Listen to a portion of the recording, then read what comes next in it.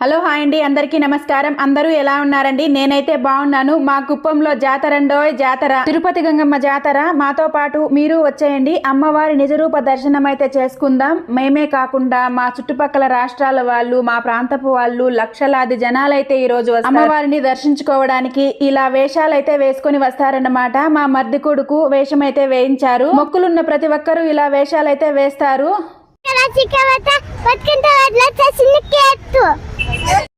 Dialogue చాలా బాగా చెప్పింది కదండి చిట్టి తల్లి. ఇంకా మా మర్ది కొడుకు అన్నమాట.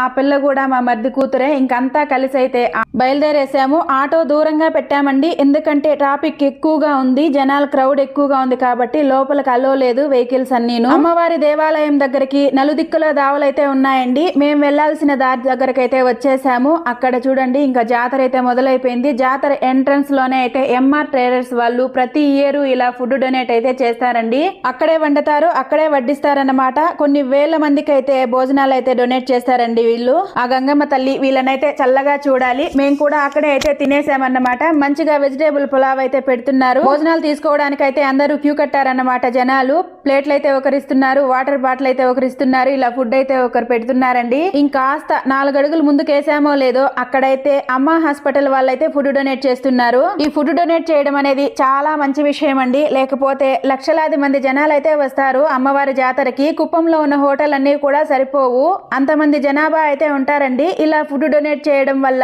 చాలా మంది ఆకలి తీర్చిన వాళ్ళు అవుతారు. వాళ్ళకైతే దేవుడు మంచి చేయాలని కోరుకుందాం. అంతలో మన యూట్యూబ్ ఫ్యామిలీ బ్రదర్ నైతే కలిసానండి. ఇంకో వీడియో ఉంటుంది.